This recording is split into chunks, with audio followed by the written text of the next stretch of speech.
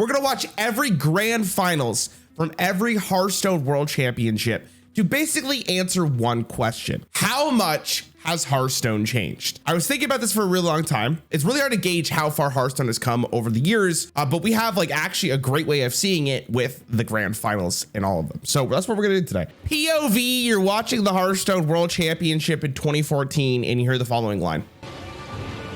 And Tiddler's opponent, none other than Firebats. Poggers. Was Poggers a thing back in the day? Also, we got to do a drip check real fast. Excellent drip from both sides. Absolutely love the vibe in here. This is what true gaming is. None of this Jersey ass shit. This is what peak gaming is, chat. Let's see who was in here at the time for old people. I'm just very, very curious what this was. So who do I recognize? I remember him because obviously he's here. I know Teray, Kranich, I know Kalento, obviously. Kaor, I don't remember Kaor. Firebat, obviously. Strife Crow used to be one of my favorite creators. I don't know who this is, unfortunately. But anyways, we ended up here in the finals. So let's look at the classes that were brought. So this was just Classic and Naxxramas. You can see that both players bought Druid.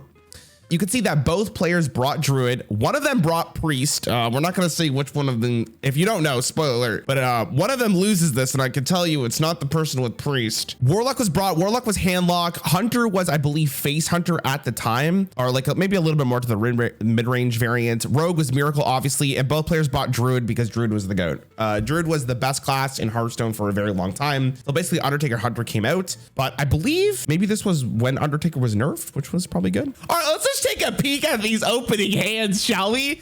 God damn. Shade of Naxxramas. Oh my God. I used to have anxiety leaving this card on the board.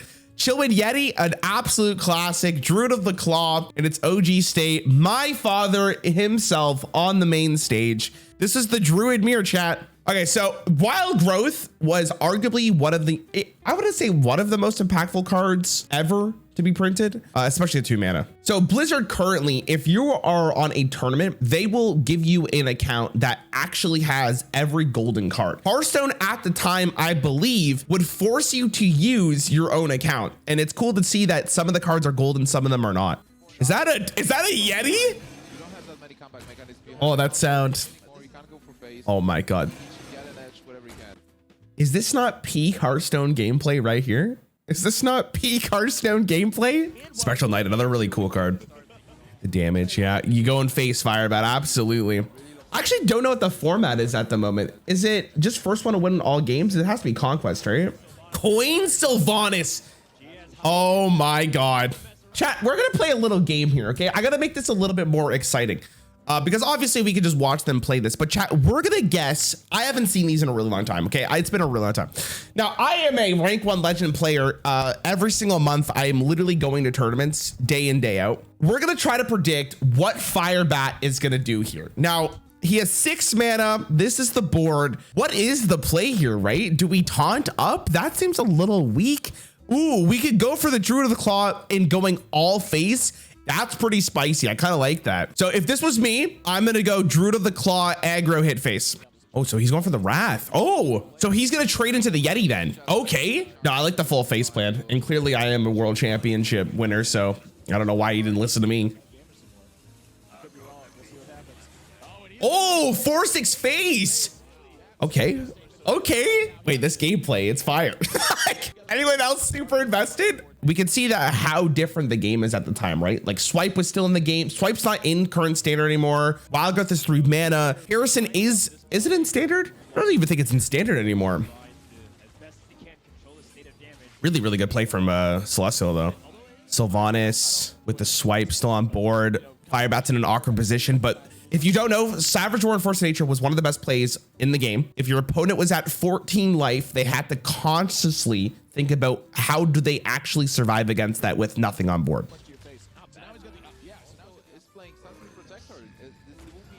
Ooh, see, that's tough because that's just 5 damage face. If it's Force of Nature off the top, you might as well just say GG, right? Ooh, great draw at the top. Shade, swipe the Harrison easy. Oh yeah. Oh yeah.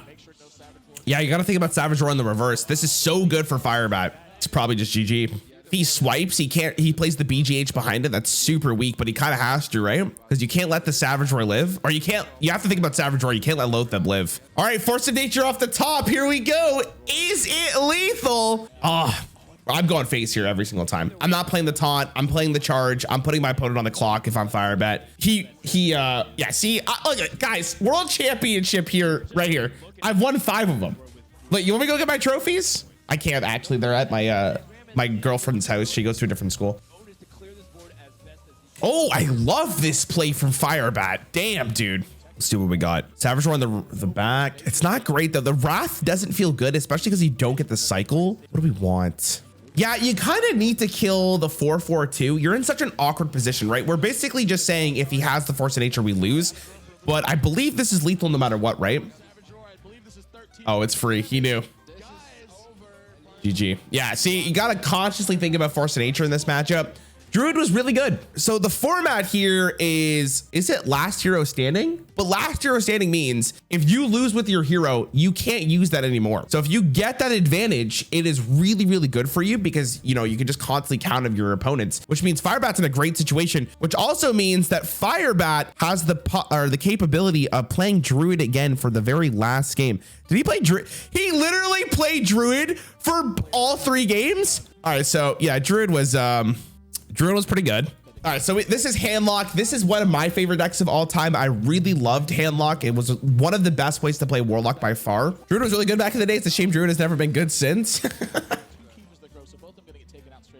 Oh, and he emotes. Oh, what a guy, dude. That's so mean. Yeah, just hits it. Huge deal. Yeah, it's still not awful for the Handlock, but oh yeah, the old sorry emote. Yeah, we should definitely talk about that. So in 2014 Hearthstone, I should say, in 2014 Hearthstone, we had the sorry emote, which was, I think, probably the most BM emote. You know, saying sorry to your opponent could be taken in multitude of different ways, and most of the time you feel awful when your opponent does it. What was it? What is it now? I couldn't even tell you. Oh wow, that's what it is. Yeah, which is arguably actually more BM.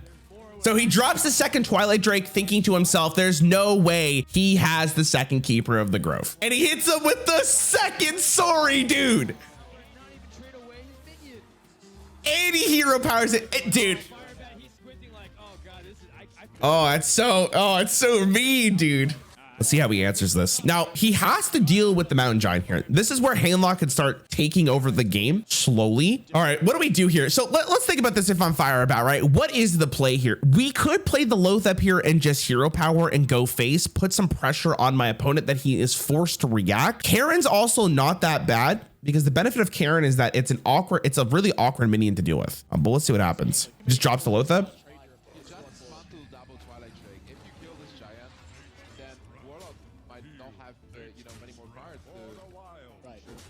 Oh, dude. So the Shadow Flame there was really, really good because it would have enabled Firebat to go just face into Shadow Flame. So the Loatheb here was huge. And he has to trade. He has to trade. Constantly worry about Force of Nature Savage Roar, right? That's going to be the key moment where you can flip the switch and find a way to. There's going to be no attack here from Firebat. Jiraxis in the game. Loatheb in response. You can tell how much these Keeper of the Groves just sent Firebat so far ahead. Firebat was drawing very well this tournament. Azure Drake into swipe here is strictly illegal and it's 100% the play. So let's see what he does. Oh, he can't swipe. He just played Loatheb. See, that's why I'm not a pro player. We're dropping a Yeti. It's Yeti time. Full trade into the Sludge Belcher, into the Yeti. We're so far ahead here. So the one problem with this play is the Shadow Flame on the other side. So maybe you hero power. This is not overcommitting from Firebat. Dude. And that's what makes you so good at this game. I think most people would have just been like, it's a Yeti angle for sure, like I just said. So you trade, you Shadow Flame, you develop potentially something behind it. I don't even know what you develop.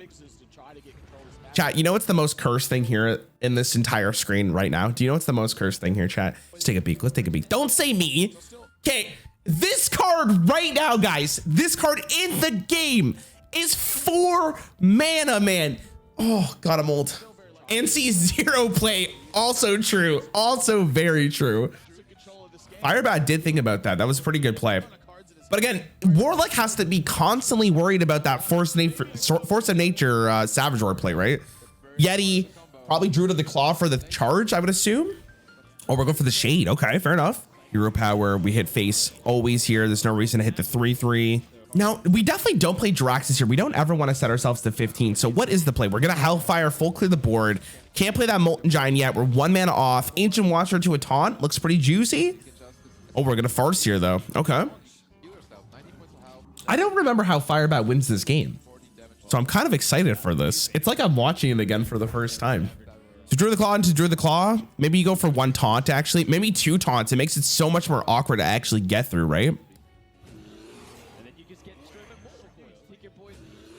Okay. Ooh. Sylvanas top deck. Wait, what is this play? This is so... I mean, that's not really greedy if you get taunted, sure. Ooh, huge draw. Ancient Laura is a ginormous card. This is very awkward, though. How do you deal with this, right? So it looks like... Okay, I'm gonna pick this play here, chat. This is my expert analysis coming through, right? You don't want to play the lore, even though you really want the card draw. If you play the lore, you're putting yourself in a very vulnerable spot for Sylvanas to take it. So what you probably do is you trade here, you swipe the 3-3, and then you hero power the 4-6 when it goes over to the other side. Let's see what he does. Just get lucky, forehead. Whoa, whoa. So he used the Force of Nature there. Not Force of Nature, the Savage Roar to trade and to draw 2 cards. And he high rolls because he's sick, but it makes it so he can full clear either one.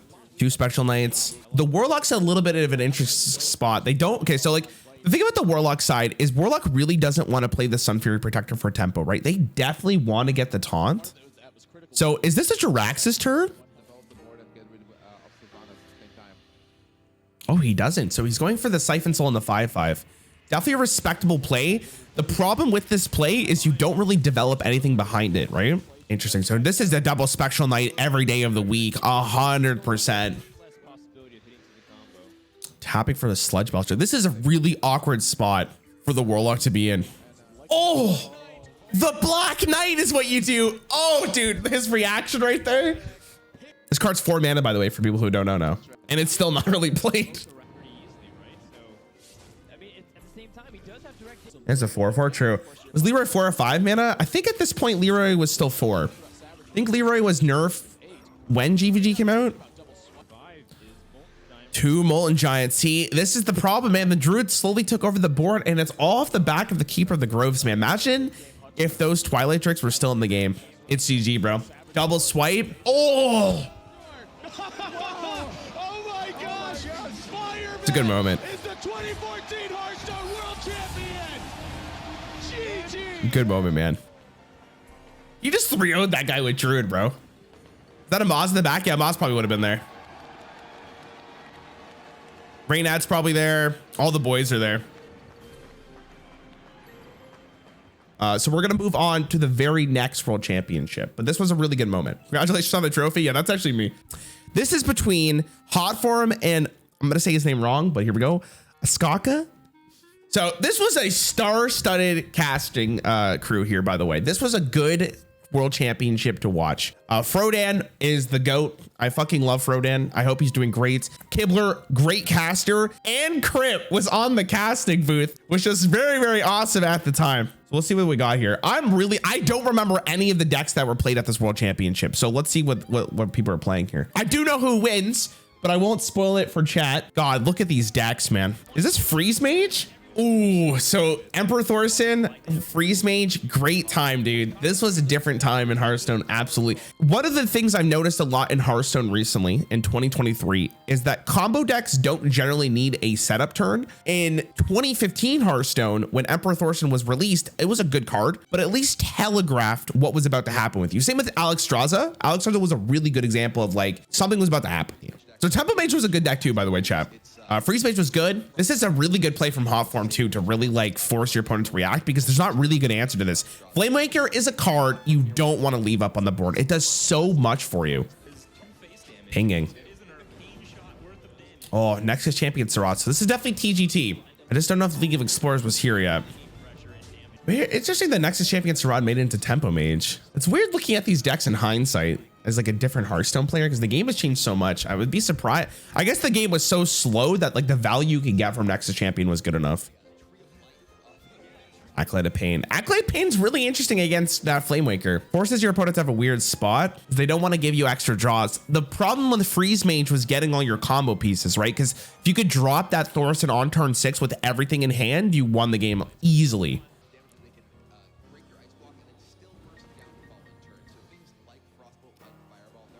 Oh, huge moment here. So much damage from this Flamewaker. What an insane play to coin it out.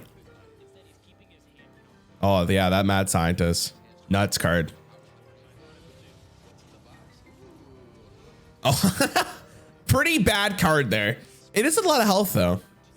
Oh, look at that overlay show up for people who didn't know what it was.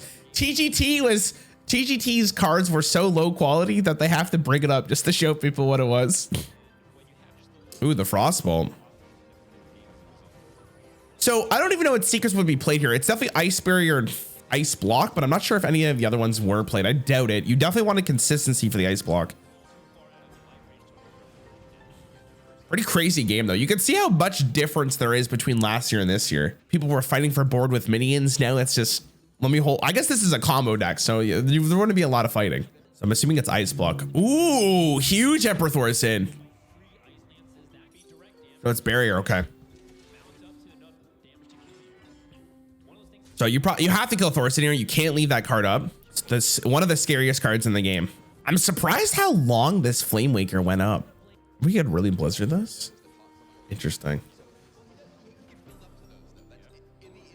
Ooh, just dropping the Flamewaker is really, really interesting. Oh, I like this play, to be honest. And you kill the Flamewaker, you maybe, oh, you're Ice Lancing. I guess you just rather have the Fireballs than the Ice Lances. And now you force your opponent to respond. Oh, I like that. Oh.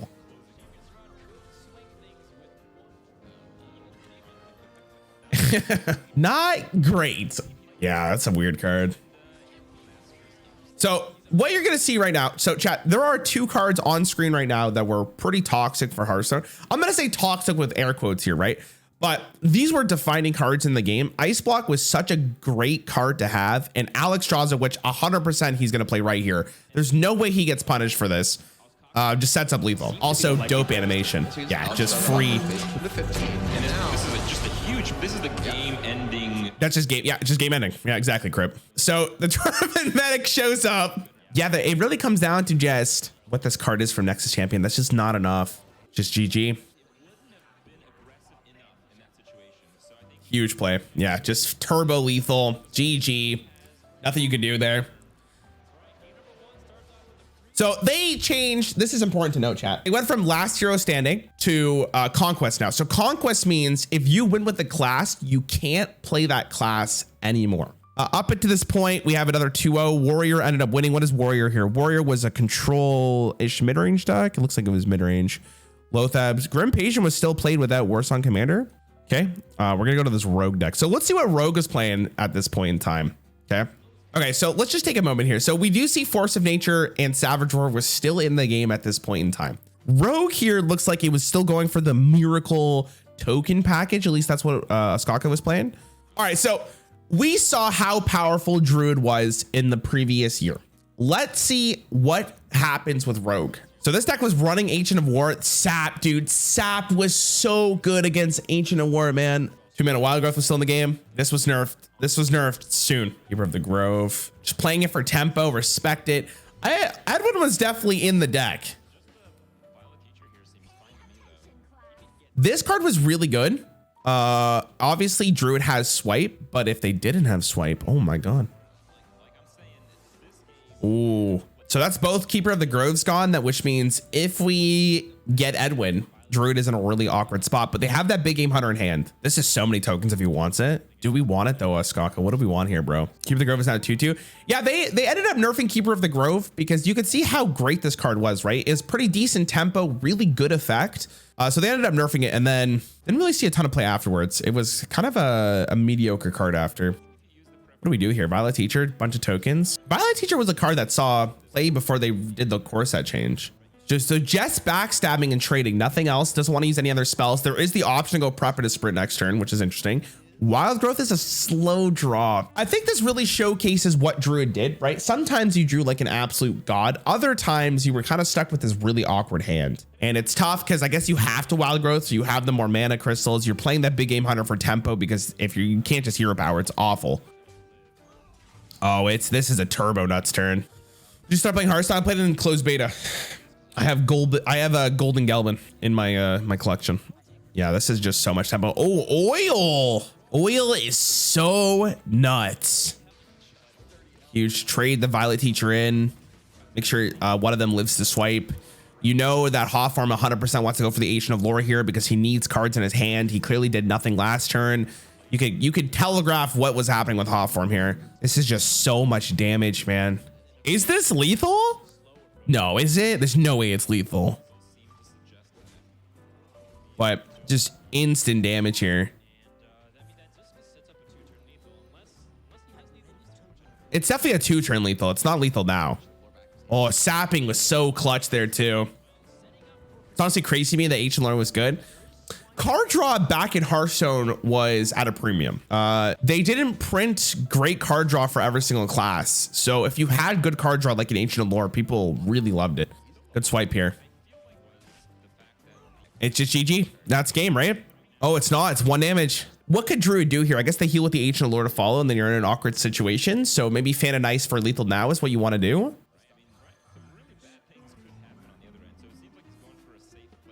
He's going for the tempo play. Interesting. Okay. So he's not playing around swipe anymore. He's just thinking to himself that if he draws Eviscerate at any point in time, it's just lethal, right? You saw both swipes though, so Ancient War is going to save you. Hero power doesn't change the breakpoint at all, right? Yeah, so you never hero power.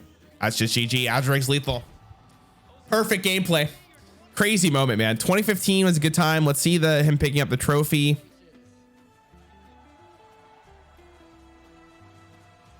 Yo, maybe get the trophy in frame, cameraman. Maybe back up a little bit. Okay. All right. Now we move on to 2016. Big moment for Pavel here, chat. Big moment. Okay. Now, unfortunately, as much as this is a really good moment in Hearthstone history, let's see who's on the desk. We have Kibler and TJ, classic. I do have to show you guys what led up to this moment because I think it's arguably the most important moment. So we have to watch this for sure. This is a very important moment in Hearthstone's history. People thought that the winner of this world championship in 2016 was going to be Amnesiac. Amnesiac was absolutely killing it. Really, really good player. Absolutely insane. Okay. If he won this game, chat, he was going to the world finals. But we have to watch where this meme was born and why Pavel might be the luckiest man to ever grace us in Hearthstone. Okay, so here we gotta set the stage here, right? He's losing this game at the moment. Malygos up means that the game is probably over. This Tempo Mage deck does not run an answer to the Malygos. Amnesiac does not play this card in his Mage. This could be huge for Pavel. The perfect answer to the Malygos. This is gonna blow Pavel, Amnesiac, sorry, out of the water. Oh, look at it. Oh my God. The heartbreak on the face from Amnesia. I think he actually... That's tough, bro. Anyways, because of that moment right there, it basically led up to the point where Pavel was able to come back and win the series, which was a pretty big moment in Hearthstone's history. This is the finals. Let's go to the first game. So in this one, this was now a best of 7 with 1 ban. So you had to bring 5 decks and people would ban. Now in 2016, chat, what was 2016? I have to remember correctly. 2016 was Whispers of the Old Gods, One Night in Karazhan, and Mean Streets of Gadsden. I would imagine at this time, some of the more annoying cards were broken, but we'll see what this was. Ooh, Cthulhu Warrior, man. Sir Finley Mergleton was in standard, not this year, but last year in 2022. And in 2022, Sir Finley Mergleton was not played at all. It was just not good enough to replace your hero power because in Hearthstone currently, if you're hero powering, it's often not great. In 2016, chat, this card was giga nuts. Oh, Cthulhu. Dude, imagine, okay, it's actually crazy to think about how he doesn't even care about the Frothic. He's just like a 4-2.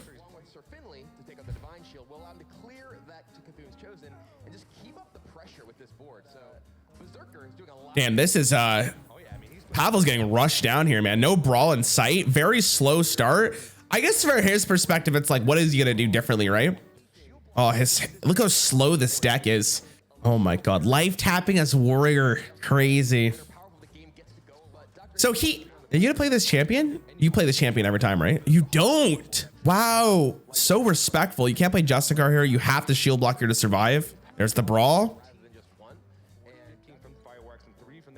Ooh. 18 total damage. He just needs 2 more to push it all the way, and he's actually put it below 12. This is the push that he needs through revenge. Easy brawl. So Berserker, I mean, he's dead, right? There's nothing he can do. Doesn't matter what lives here because the Core Chrono Lead plus the Fire War Axe is just lethal. He can arm her up. Does that save him? GG. All right, so that's the first game. Turn 7 lethal. Pretty great play overall from Dr. Hippie. You're new what his win condition is. Pavel didn't draw shit. You could see how greedy his deck was at this time. But this was the type of era where this slower type of deck could actually be playable in the current metagame. All right, so at this moment, it looks like Hearthstone's in a pretty good spot, right? This was a pretty good time for Hearthstone. A lot of versatility in what you could do in the game. There was combo, aggro. Well, let's see what Rogue was playing. Rogue was always the most interesting class to watch. All right, so Rogue's still playing Miracle at this point. Swashbuckler. 1 mana, 1/1. You guys see Edwin in the hand? Love to see Edwin in the hand. Oh my God, why do they play so slow? Patrick. There is $100,000 on the line. $100,000 on the line, at least. I don't know the amount. Don't you think you would play a little slower? Just a little bit slower if that much pressure was there, dude? Just a little bit. Okay, thank you. Just kidding, man. Yeah, okay. So Dr. Hippie took a really interesting approach in getting ramp with the Nourish. And I respect it because mana is great, but he may run out of cards. 3/3, more ramp. Oh, I wonder if you get the 2/2. Yeah. Oh, Tomb Pillager. What a card. I'm going to do a quick little story here. Let me tell you a story, chat. I was a wee lad. Miracle Rogue was kind of not really a deck. This is the card that kind of brought Miracle Rogue back into the game because getting an extra card was an extra coin for a 5/4 was really great for Rogue. And I remember watching Dog play it the very first day, and it was a great stream. Sorry, I had to talk about that. He's gonna go coin Sinister Strike into my dad. Oh my God. Huge moment here. What is that? 10-10? 12-12? Oh. That is a card. Dude, I wish I could go back to these days. These are good times, man. Good times. Yeah, it just puts him in such an awkward position, right? So, fun fact here, chat. I just want to mention this. Edwin Van Cleef, as a card, showed up in the most world championships of any card. And I believe the stat also includes that the person running Edwin Van Cleef has won, or sorry, I should say Edwin Van Cleef has won the most world championship. But the Sap here is so good, man. Just destroys the tempo. Sap was such a powerful card with Edwin. Oh my God. Sap is OP in WoW as well, is it? It's pretty funny.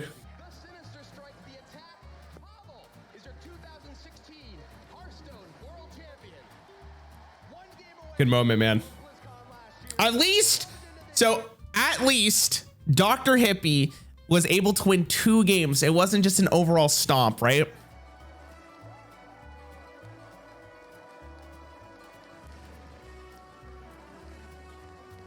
Why do you think Hearthstone doesn't pull the same numbers now? What dropped the hype? This used to absolutely be massive looking back. All right, let me give you a couple things here. Number one, it's Hearthstone's an older game. Number 2, Hearthstone has done a really bad job of showcasing personalities, in my opinion. I think what makes Hearthstone such a great game, at least beforehand, was that the personalities were the forefront of the game. Now it doesn't feel like it's the same thing anymore. And I don't know why. Hearthstone was also the leading game in a new genre that people didn't really have, right? Also, Blizzard. Yeah. Anyways, 2017 comes around and we have Frozen versus Tom, which is another banging series, to be honest. Again, this is my favorite year of Hearthstone. I loved Ngoro. I loved it. And I think people often, when they think about their best moment in Hearthstone, if people don't tell you it was classic, I think a lot of people remember how great Ngoro was. So at this point in time, Wild Growth is still 2 mana. I thought for sure it was going to be nerfed at this point in time, man. What the hell? So now it's Old Gods, One Night in Karazhan, Miniatures of Gadgeson, Ungoro, Knights of the Frozen Throne, and I don't know if Cobalt and Catacombs was in the game yet. I don't know if it was. That's what we got. My wife, she's mine, chat. It's just a meme. I don't actually. What is this shot for, bro? You think we need the perspectives? Dude, we're watching the game here, guys. I guess you could. Ooh, huge. This is an interesting time in Hearthstone, right? This is probably when, at least this matchup where Hearthstone was really slow, right? This was a very slow archetype. Jade Druid was like the infinite deck, and Frozen's going for the grindy mage deck with big spells, Frostless Jaina. This was a good time, guys. Did he just hit his dude? No, okay. He did. Oh, he's doing it for Ultimate Infestation. Okay, fair enough. You don't want to burn too many cards. Firelance Portal, good card. Oh, that sucks because it just dies. Oh, Frozen do it too. But it is what it is. Oh, and the Tyrant too. Tom is chilling. And these Jades are only going to get bigger and bigger. So Frostless Jaina gets played. One of people's favorite cards of all time for sure. Yeah, this was a really cool card. Slow as hell, but when it was played, it was so fun. Great gold animation. The problem with the mage deck though is I just don't know if it has enough value to really handle Jade Druids, right? From the mage side, you have to constantly be making water elementals, and Druid kind of can just hang out and do whatever they want to do. And again, we see this common thread here, chat, that Druid has been a part of every championship we've seen so far. Another Jade, God. And Fangel lives for multiple turns, just so good. Like, you can see Frozen right now. It's like, I see. I don't know this one, guys. This one's looking it's looking a little rough. There's Skulking though. But how do you? I guess you have to ice block here, right? Well, technically you don't. You can hit the 9/9 and then you don't die, but you probably want to block now. Gets the life, gets the freeze. Big deal, man. So I guess Frozen wins this one, right? Spirit Blossom with more dudes. This is so much stats. Skulking, guys, was such an important card for them to print. Yeah, you have to hit face. You're never trading into any minions anymore. There's literally no reason for Tom to do it. So the weird thing about this is that Frozen doesn't have any freezes, but he has another block just in case, and he still has one up. So this is good. Single cost of Flame Strike. Let's see what happens here. Oh, tough, but he does get the ping. Use Valet. I mean, he's actually kind of doing it. Last card is a Jade Blossom. So basically after this Jade Blossom, it's kind of just nothing for Tom except for the Druid hero power. But this is what really showcases how good this Druid Death Knight was. Just so good. What does he do? So he trades into the Water Elemental. He wants to pop the block at a low enough life total, which is really important here. So hero powers pushes it to 1. So you pop the block at 1, forcing Frozen to have the second one. But you also, even if he does, still keep him at 1. I mean, he could ping himself to get a water elemental. Am I right or am I right? Dude, you could just look how, okay, I know we're focusing on the gameplay here, but could we just take a moment and look at our players' faces during this game? Hearthstone at this time was pretty incredible to watch. Frozen is already huge braining it, but Tom, giga thinking at the moment. He is using every single brain power that he has to think about how he wins this game. Yeah, you meter this. You ice block. The 2/2 goes into. Wait, the 2/2 is going face.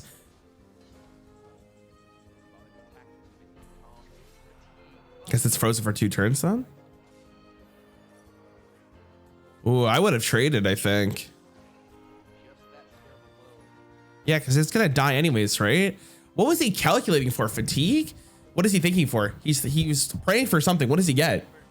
Oh! Huge draw into the Flame Strike and the pick. It's GG.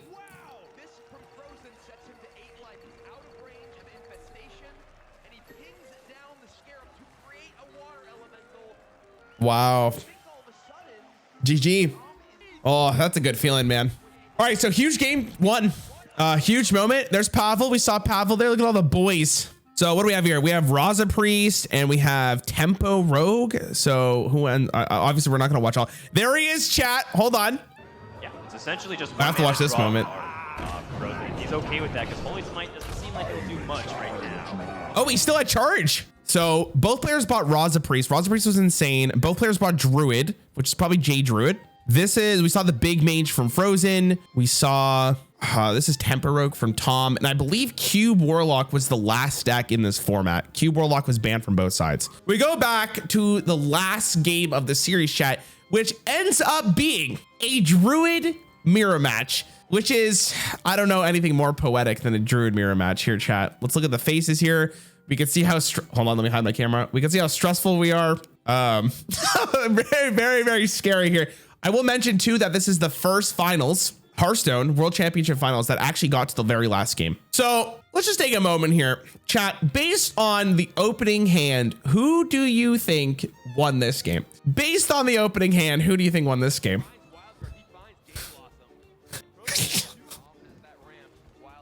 Oh, no worse feeling in the world. Frozen's version was way less greedy and was at a disadvantage in the mirror. See, you hate to see it, man. Will this turn I'll summon a larger and larger man, which will allow me later on to summon an even larger man. Yeah, no, your decks aren't cool. They don't take finesse. Your brain is small, and both your hands suck. Oh, so tough. How do you do it? A Black Pot is a card, though. It's a good way of getting back into the game. Oh my god, and the beat just keeps coming. You get to play another ultimate infestation here and drop the Arcane Tyrant. Just so far behind. There's no way Frozen ever comes back on this, right? Well, we do have Spreading Plague, which is a very good card. So you'd love to see that if you're Frozen. It's looking like it's rough. Man, why are you in this compilation? Don't ask, man. I don't know. They cut me. It's just it's tough watching for Frozen's perspective because he just knows that every single turn he's going to have to do the same thing over and over again. This is kind of the definition of insanity if you're Frozen at the moment. It's tough. It's just, how do you win, man? I don't know if you can.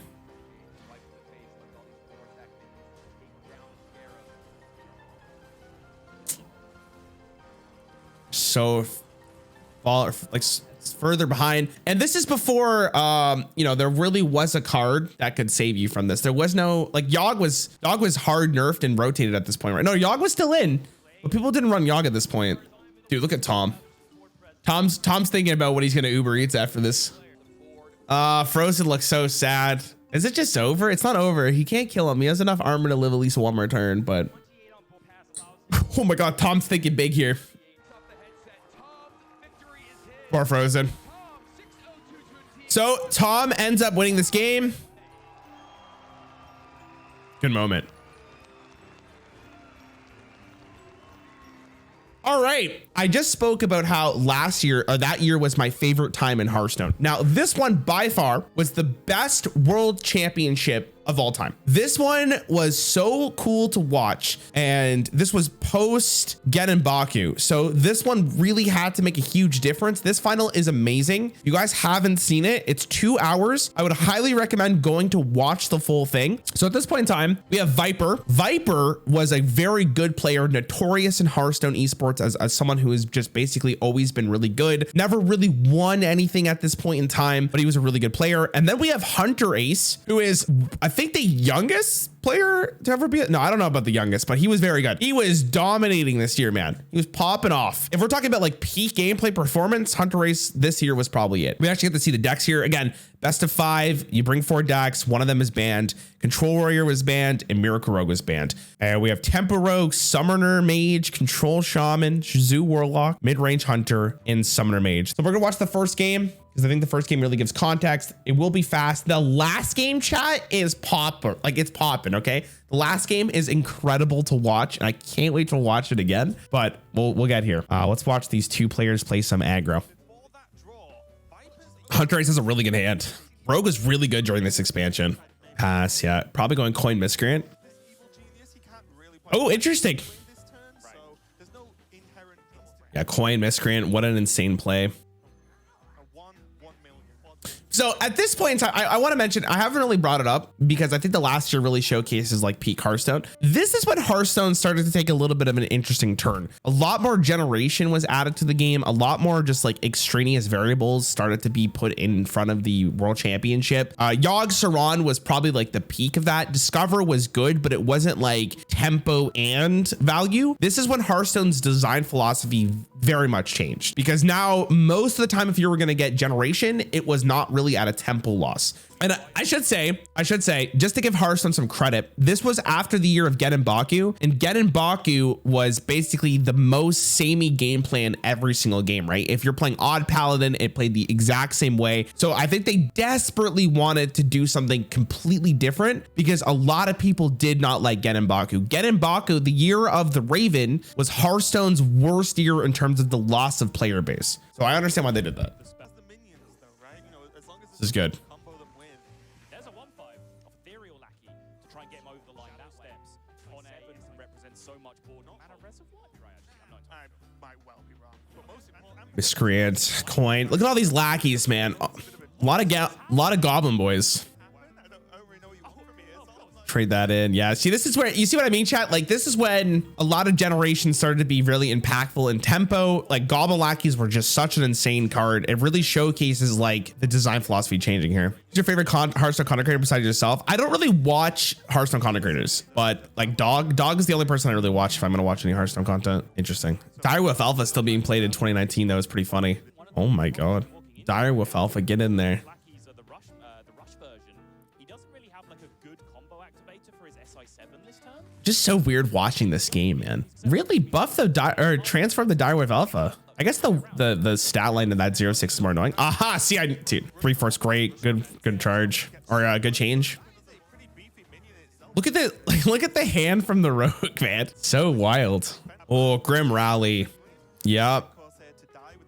So you attack with one of your minions, probably the 2-1. You Grim Rally it. You buff your whole board. Feels so good. Rogue's in shambles. It's probably just GG, right? Ooh, that's a good play. What do you do here, man? I think Viper wins this one. I'm pretty sure he does. Maybe I'm wrong.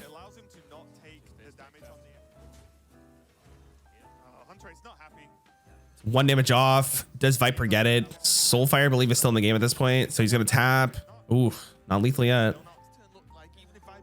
Well, there's a stealth boy there, so. Ooh, explosive trap. Yeah, see, the generation, man, comes in super clutch here. But this explosive trap has to be played. It's the only way this imp dies. You look at Elf Minion, where the minions both die before the extra health is given. I believe so, but I'll be honest, not something I've run into too much right now. Hunter hasn't been playing traps. Viper's not even phased here. Viper just had to trade the imp. Yeah, I think he just realized that. I think that's what his back of the head was. Yes. I think it was definitely a justifiable line that turn to just drop the huge minion and threaten lethal. Weapons cannot be used to kill it. You have to keep in mind that Viper's dealing with an unknown secret though there, so he didn't have the knowledge that he was about to play. It's just easy. You top deck Soulfire, right? He's gonna go looking. This is everything.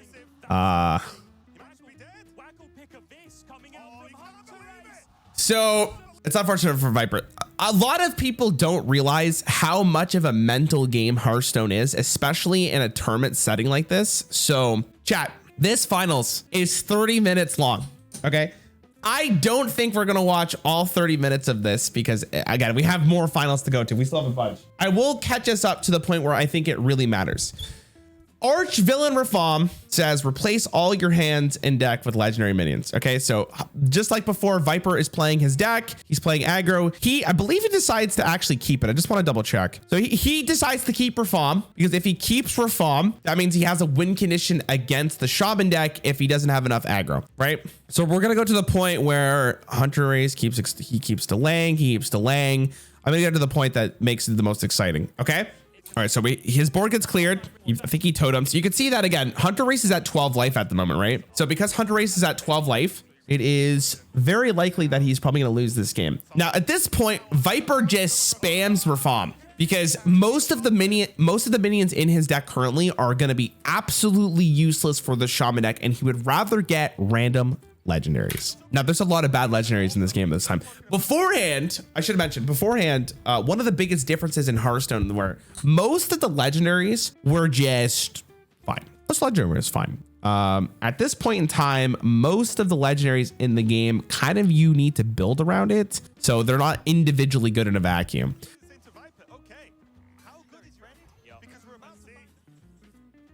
Good legendary. See, the funny thing about this is Viper is basically just hoping that he gets good legendaries, and then Hunter Race basically has to answer every single legendary. So Swamp Queen, another new card they added into this game during this expansion, Rise of Shadows.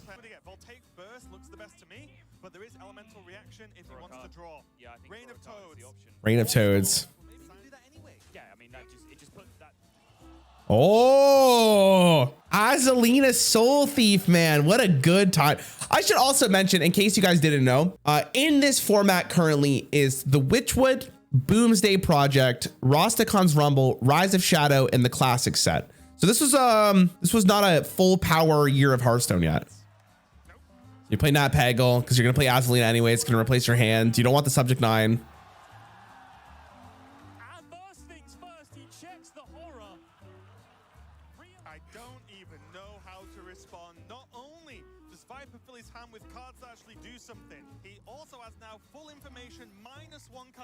Frog. Walking Fountain's good. Good card. Such a spooky card. You could never leave that card alive. Wow, not playing the Walking Fountain. Seeing what he gets first. Spell. So another key difference here, by the way, is Spell Totem. The Spell Power Totem was still in the game. This is no longer in Hearthstone anymore. Well, I guess new Hearthstone. They got rid of it. The Spell Power...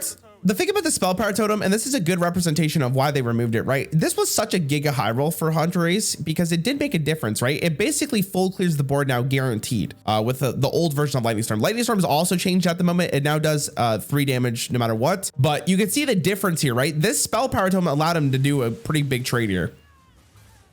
Basically clears the full board guaranteed. I like this. And, you know, Viper's not going to roll spell damage because he's a warlock. Yeah. Viper. Viper's so stoic, man. No reaction. Hunter Race is freaking out over there. Hogger. Rain of Toads. Like, so remember at the start of the other video, or no, the other match of this, I talked about how this is where we saw the biggest change from Hearthstone's Discover philosophy about how Discover is much more tempo oriented. It used to be on a tempo loss. Now it's not the case, which means that games would often just end up like this, right? If a game went on long enough, it was just like, what is going on? This is completely nonsense. And I guess when it's at the world stage and you're watching players play this for an infinite amount of money, and not infinite, but a large amount of money, and it's for farm with random legendaries, the game gets really wacky, and it ended up being a really cool championship. Oh, Vargoth plus Lightning Storm. Let's everyone pay attention to Hunter Race's face. Vargoth is one of the best cards in the game for Rise of Shadows. Oh, it's tough, man. Oh, MC Tech. Oh.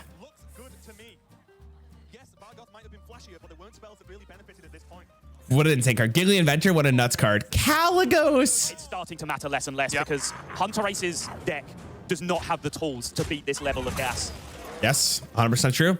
So this is why this matchup is so interesting, right? Viper's at a point where they have so many legendaries in hand, and Hunter Race basically has to survive. And honestly, as you know what, as much as people will give shit to Hearthstone about Hearthstone having a lot of Discover, this is a truly, truly well executed and piloted game from Hunter Race, right?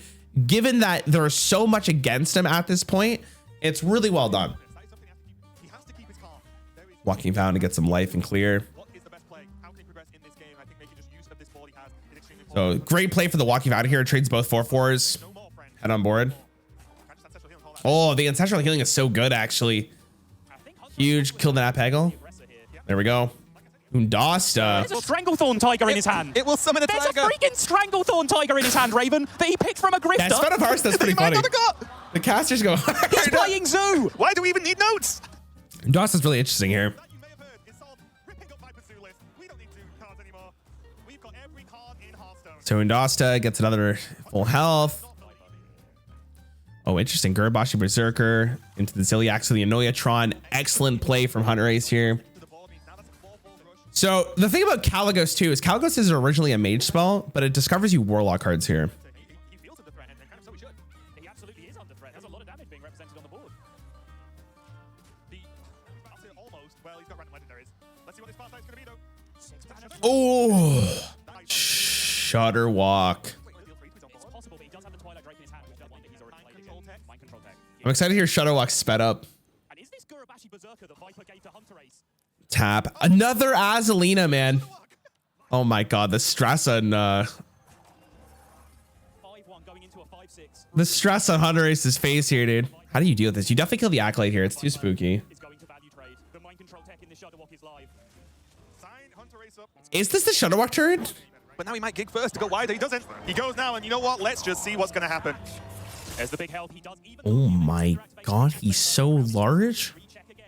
And look at all this value. Look at all this board pressure. That walk has just opened up lethal at 16. Caligo. See, you get Warlock spells here. So Twisting Nether. Oh, a Demon Bolt.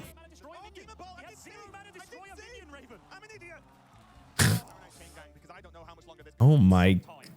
Where's the Serenite Chain Gang? True, man. So obviously that Shutterwalk was really good. It brought Hunter Race in. It made Hunter Race the aggressor. Viper had to respond. The Caligos obviously saved him. If the Caligos didn't get him removal, the game was over right there. Giggling Inventor and just push face, I guess, at this point, right? Is there going to be a bigger thing to Hex in those remaining 4 cards? It is only dealing for a turn with 1 attack solve. I don't think it does. Okay. There are no spells outside of 1 Witch's Brew. Another Peggle. See, not great. I just want to mention again, I don't think enough of this is actually said in these finals, but dude, imagine your mental state playing this game currently. You would be like, you're a Hearthstone player who plays this game time and time again to practice these matchups. And this is where you are in the very last game of the World Finals, man. Pretty wild. Oh, the Witch's Brew with Glass Knight? Pretty spicy play. I don't know. It's just a very slow turn. Just look at this Glass Knight just chilling. Oh, another Divine Shield. Oh, another Divine Shield. He is going to stop and drop the Jet Click, which I do agree with. I think he needed to do something else. Oh, with Rush too. It's huge. So that's 2 mana. He's only got 3 cards left, so I can't see the. I see a lot 4 attacks. Oh. Has a chance of stealing the Hagatha for himself if he can time the Azalina. But he's got no minions left. The Glass Knight was never really played, right? So yeah, Caligos is kind of whatever. Gained like 6 Divine Shields last turn, but it doesn't quite work that way. Gets another Ancestral Healing, which is really, really important. Remember when Hunter Race was like really low chat? So again, you ignore the Caligos. There's literally no point to worry about it. That is the standard we've set. This is it. Azalina for a dream. And there's the 0 mana Hex. You get the Hex because Caligos on the board, yeah. Is it enough? Pyromancer as well. Pyros is kind of spicy here too. Jesus. What is this game, dude? This is... I've seen this like 3 times and I'm still like, what the hell's going on here?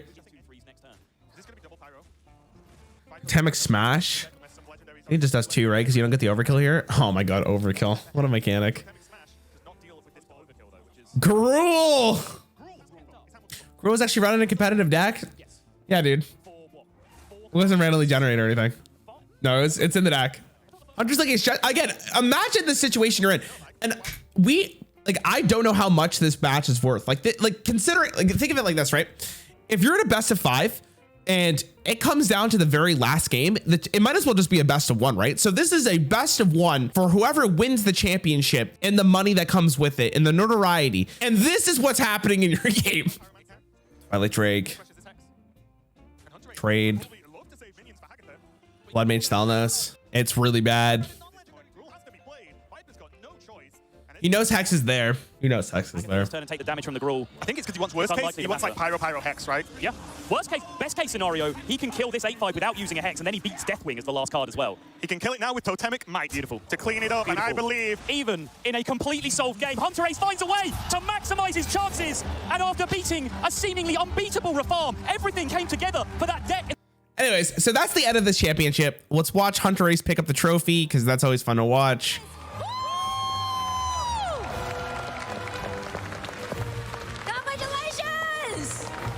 Because Hearthstone didn't have a world championship in 2018, they decided to do this after the first expansion in 2019, which leads up to the actual World Championship in 2019. Okay, so this was what was supposed to be the actual World Championship in 2019. All right, this is what it was supposed to be. And this time was really interesting because we have a very special winner this time, chat. Shout out to Gallon. Gallon currently works for Hearthstone as one of the game designers. Big pog for him. VK Lion was the female representative from China, I believe, who made it to the very finals. And this is when at this time, I believe Hearthstone was on YouTube for this one, right? I don't know about the Rise of Shadows one, but I believe this is when Hearthstone went to YouTube. And this is where we started to watch the decline of Hearthstone. This was a pretty big moment in Hearthstone's career because we didn't have the exposure to Twitch anymore. This one, I also believe, was at a really weird moment in time because this expansion, or where this was when they did the Tombs of Terror, I think it was called. And the Tombs of Terror is when they brought back a couple of old cards, back into the standard format that really messed things up before Descent of Dragons was released. And Evolve Shaman was one of them, so we'll watch it. This one's pretty gross. Not a huge fan of this metagame. This was probably Hearthstone was one of the worst. Basically, for people who weren't playing during this time, if you played during Undertaker Hunter, Evolve Shaman was almost the same idea. Really toxic. It was just dominating the game. Not great.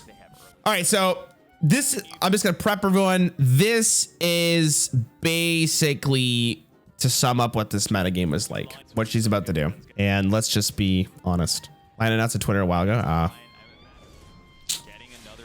Getting another evolve.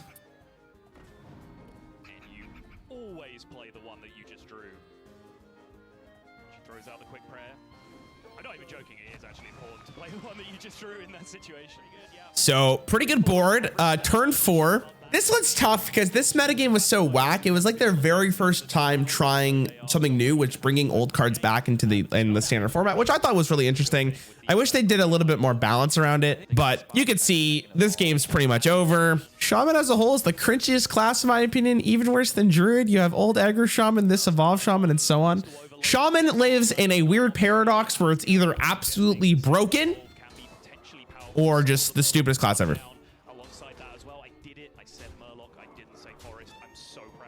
And by stupid, I mean like awful. Like, it's not good.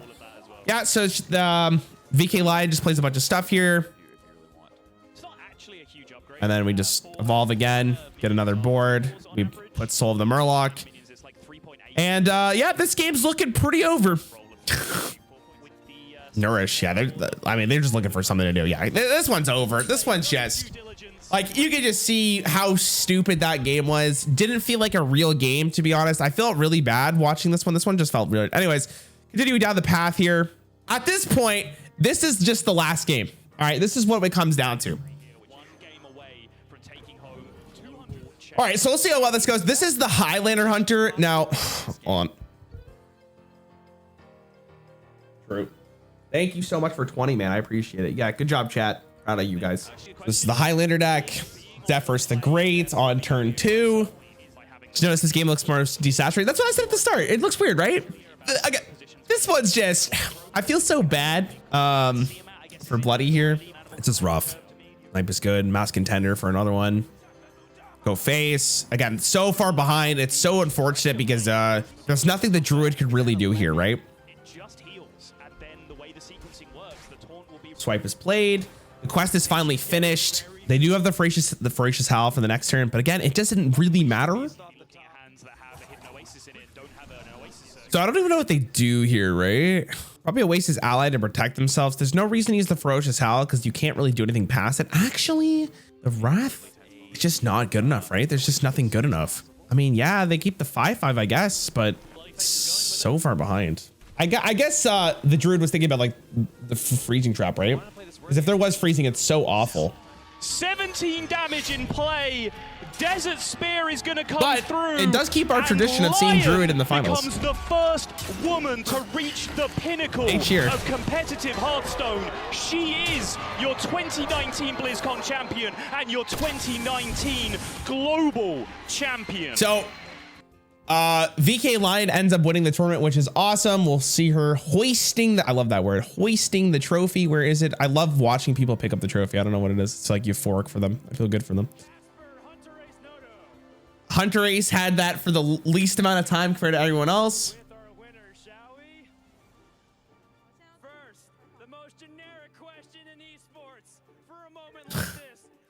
Anyways, VK Line's finished. Then we move on to 2020. Now, what was 2020? 2020 was the year of Demon Hunter.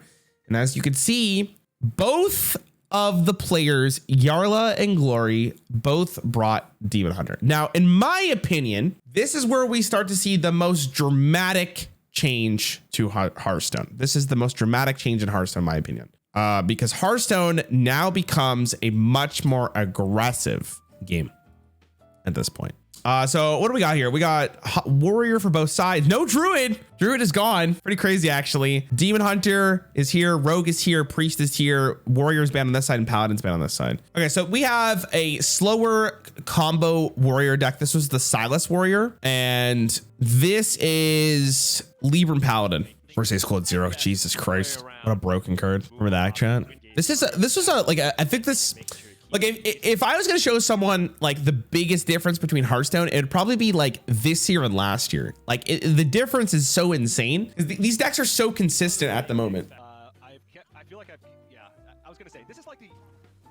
So I should also mention at this point in time, this is Rise of Shadows, Savers of Uldum, this is the last expansion, Descent of Dragons, the mini set for Descent of Dragons. Then we had Ashes of Outlands, Scholomance Academy, and Darkman Fair. So we have a full 6 set here. Dude, it's just when Libram Paladin gets going, it's just so good. Libram Paladin was like when Penflinger was unnerfed, which I think at this point it was nerfed, but God, when Libram Paladin had Penflinger, it was just such a stupid deck. It literally was early game, mid range, and late game. This matchup is just basically, can the Paladin kill the Warrior before the Warrior gets the combo off? And this is hard because the Paladin, because of the way Librams work, they always have infinite threats. Oh, wow.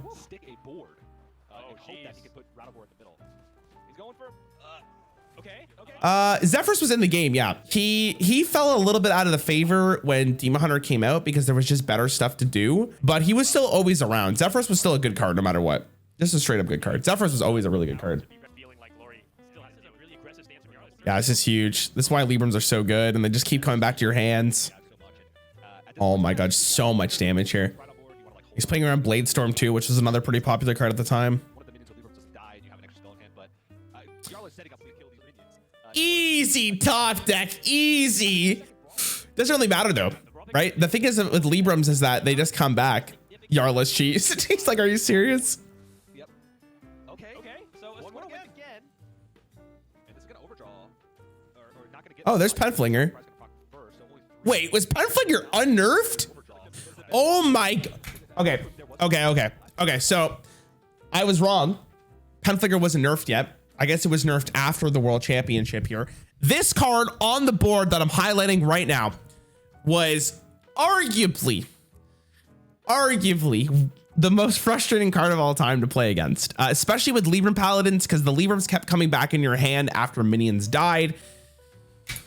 And you're gonna see why. Look how different this game is, chat. Look how different this game is. If this was like, this is a good representation of how decks started to get like more ways to get lethal, so you wouldn't have to go on an infinite value train in order to win games. Look at this. Usually the fastest way to try to kill people with Paladin, but it's very effective to be resource efficient because you're gonna get the Librams back, and you can do this every turn because you have guaranteed. So gross, man. So gross. I hate watching this card. Why was this a common? I mean, it didn't really matter, right? The only way that makes a difference is if it's a legendary, but it's not that cool of an effect, right? I also probably think that they probably thought that Penflinger wasn't going to be much of an issue. What's Spellburst? Wait, Lord Baroff was not good enough, yeah. It's just GG. It's just GG, man. Even Glory's like, are you serious, dude? It's so gross. It's so gross. Ew. Okay, anyways, let's go to the finale. Now, I have to talk about this real fast. This OTK Demon Hunter deck. Now, this is the first time we are seeing Demon Hunter at the World Championship, okay? Now, with Demon Hunter, this deck was the premier Demon Hunter deck to play because it was not only a Reno Jackson combo in itself, but it can OTK your opponent out of absolutely nowhere thanks to Il'gynoth. And we're gonna see this deck basically next year because Il'gynoth might be one of the best cards ever released into Hearthstone for Demon Hunter, and this deck made a full return the following year, and we're gonna watch how good it is. It's a mirror match, which is gonna be great. This is, what do you even call this deck? A combo? It's a combo deck, but it's control. It's not aggro for sure. It's some kind of combo control deck. Really, really good. This OG, this is the OG one. So this one's at 4 mana. I think it's nerfed in the next one, but think about that. At six mana, it's still played as one of the best decks in the format. It's a pretty crazy deck. One of my biggest complaints about Hearthstone currently is that it feels like there's not really set up for combo. I mentioned earlier with Freeze Mage that you could kind of see it coming. Like they play the Emperor Thorson or they have to play the Alex. This one's just like they're drawing. And unless you see them use a combo piece, you're basically just waiting for them to do the full combo against. You're gonna see it now. The 1,000 win Demon Hunter skin is very nice. It is very nice. Darla thinks about literally every tiny thing here. Glory's like, all right, this looks pretty good. Let's just go with that. You can tell Glory's face here is really saying a lot about the current state of the game. Consume Magic. I forgot Consume Magic has existed. Man, Demon Hunter is just such an interesting class. I think Demon Hunter really pushed the power creep of Hearthstone because when Demon Hunter was introduced, the game felt like it took a huge step forward in what classes can do. You probably put the Warblades here so you can play the Skull of Gul'dan next turn. Oh, I'm a world championship, baby. Let's go. Yeah, this is a pretty nuts hand. Yeah, Yarla has some of the tools. I think this deck got way better like the following year though. Ooh, huge smack to the face here. So if people don't know what Outcast is by chance, Outcast is a Demon Hunter specific keyword that does something additional if it's on the right or on the most right or most left side of your hand. So you can see Outcast is yellow. It means it's, you can see Skull of Gul'dan is yellow. That means it's Outcasted. It's tough not playing that Skull of Gul'dan though. I'll tell you what, you want to, oh my God, disgusting. I hated this card. Insane draw, man. Again, another card that if you showed someone from old Hearthstone, you'd be like, card used to cost 5 mana. God, Demon Hunter was such a class. Do you guys, weird question to ask here. Do you think that the addition of Demon Hunter was beneficial for Hearthstone? What do you guys think, chat? Like, I think it was, because I think more ways to play Hearthstone is great. But I think you could definitely make the claim that this class like maybe ruined Hearthstone for you. Like I could 100% see you being like, because I hate this class. I literally can't stand this class. And I've been saying that for a while. There's a video on my channel, I believe, when I was a wee lad. I did a video called My Rant on Demon Hunter because I absolutely hated this class. This video I remember is pretty cringe. Maybe we should watch it. I don't know if I'm in the mind state on it, but it captures the well-intended hero. Sure. That's also a good claim. Yeah, I think the design of the class is good, but I hate playing against it. I think I legitimately like every time I queue up against Demon Hunter, I'm like, it's a class identity for Demon Hunter. Make you suffer. Make you suffer and wish you weren't playing against it. Did he get the damage off? Yeah, so he's going up to 30, which is probably good. Full life. This is very tense. Marrow Slicer. So he has no life steal. The problem we're having, the problem that Glory has is that he just has no healing, right? So 15 is a very scary number to have. Is it lethal? Oh, he just plays it. Yeah, if this was at 10 mana, Yarla just won the game here. It's really unfortunate. He played really well. So he has to use the Moargs, I guess, unfortunately, to, or at least one, to heal. Doesn't kill. Wait. Don't you just always kill Il'gynoth there? I think Yarla ran out of time.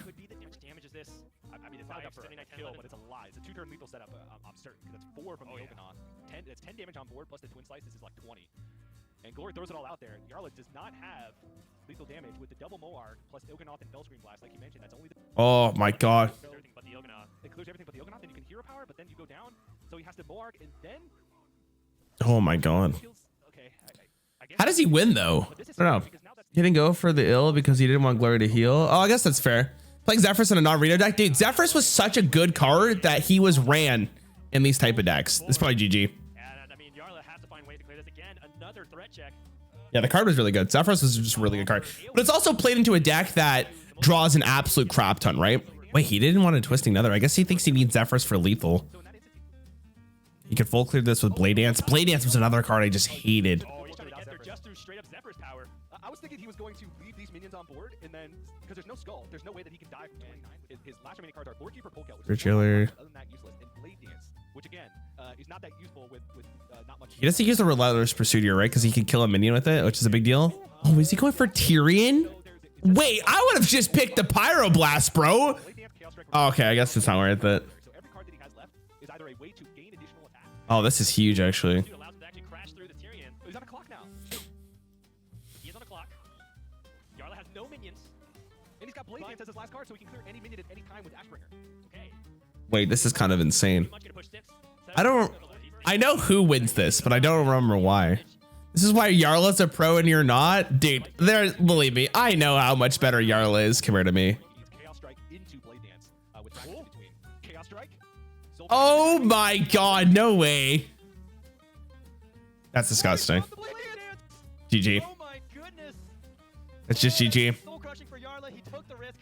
Knew that the majority of the cards in the deck were soul fragments. How does he get here? He just has to hope that he's going to kill him in 3 turns. Okay, so Glory's last, he's got Soul Shard, Lapidary, and Relentless Pursuit. So if this card is Soul Shard, Lapidary, the next card, he wants to draw that before Relentless Pursuit to change the clock. So he's drawing his Soul Fragments, that's expected. Ooh, the Relentless Pursuit! So there's 1 Soul Fragment left in the deck. He's not going to take fatigue damage. So he's Wait, doesn't Yarla just always lose this though? Because he does the 6 here. He has to swing. Yarla pushed the 6. Pushes the 6. And there's no other way to do it. He finds a Soul Shard, Lapidary for the extra 5. Oh, that's unfortunate. Man, it's gotta feel really rough, like in Yarla's perspective. Yeah, you can see it on his face. It's gotta be really rough to lose a game like this. Glory from Japan is your 2020. So, unfortunately, we don't get to see him hoist the trophy because this is done during COVID. This was like the first year of COVID. This was actually the big year of COVID when it first came out. Imagine like a company released it when the pandemic first started. This was the year. So no hoisting of the trophy, unfortunately. That was a pretty disgusting Fammer draw, but we didn't even get to see the real combo of this deck, which is really interesting. But both players in the finals brought the Demon Hunter deck. So then we move on to Possessi and Glory.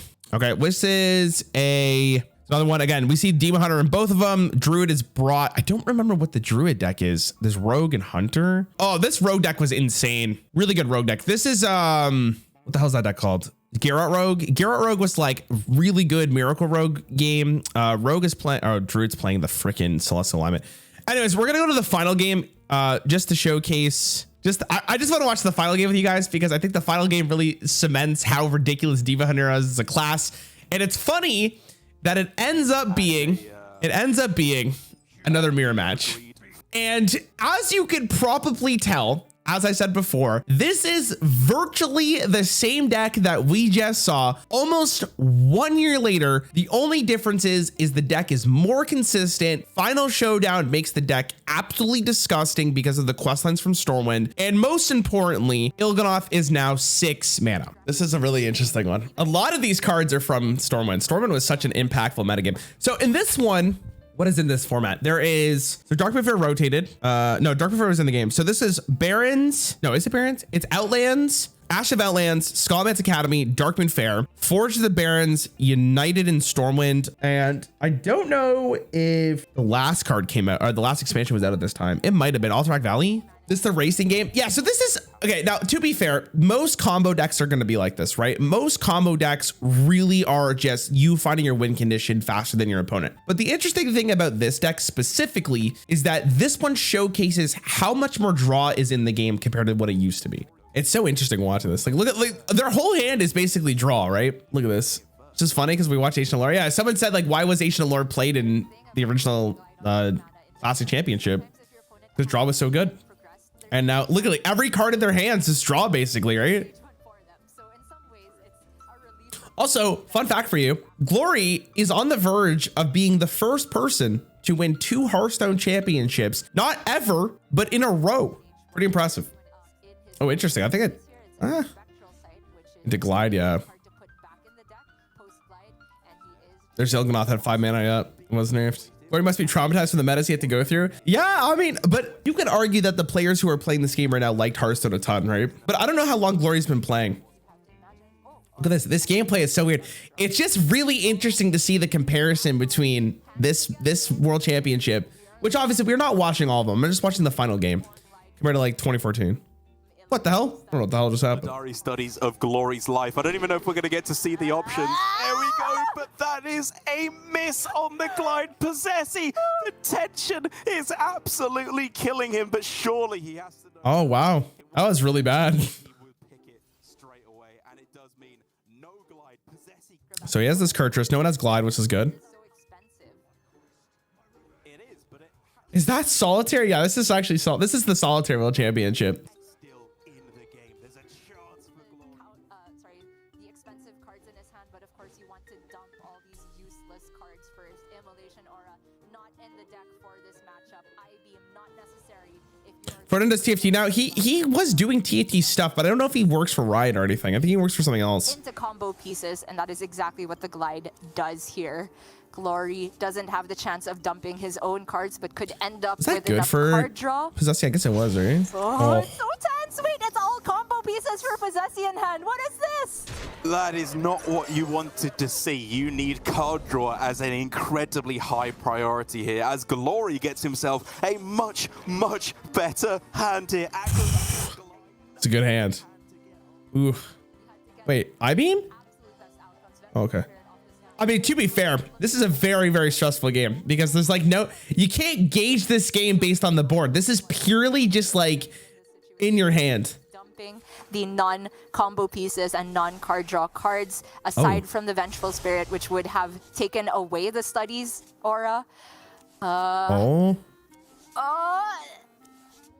Another happy Gildan. Okay. Again, he's just ended up drawing dead here. Both players have no card draw. This is so silly. It's so silly to watch, dude. It's gonna be so scrappy for the world championship title. He just needs it. He just needs win condition. It's GG, right? Tradable. He is one fell screen blast away from the world championship trophy. Oh my god, this is so more tradable, dude. It's GG. GG. Oh my god, that's it. The fell screen. That is 36 damage. The classic Il'gynoth, double Morg, talented Arcanist, enough targets on board to get the combo damage there. Possessi is your 2021 Hearthstone Grandmasters World Champion.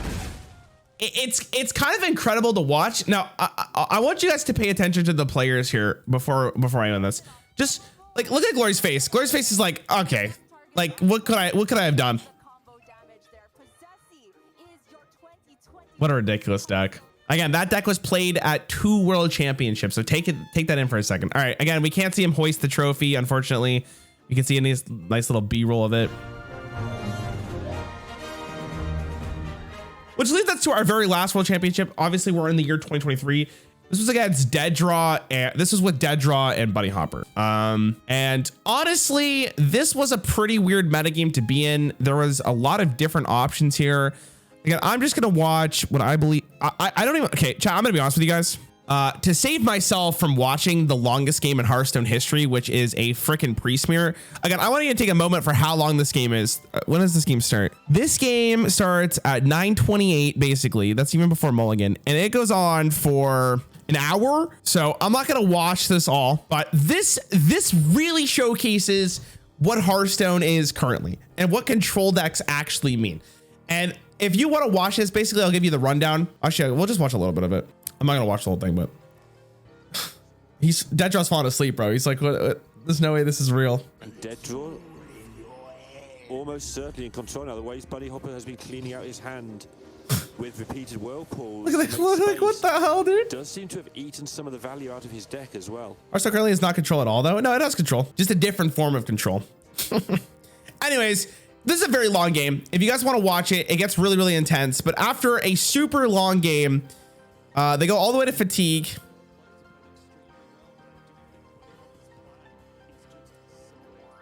Now, picture this moment. POV, you just played an hour-long priest game, mirror match.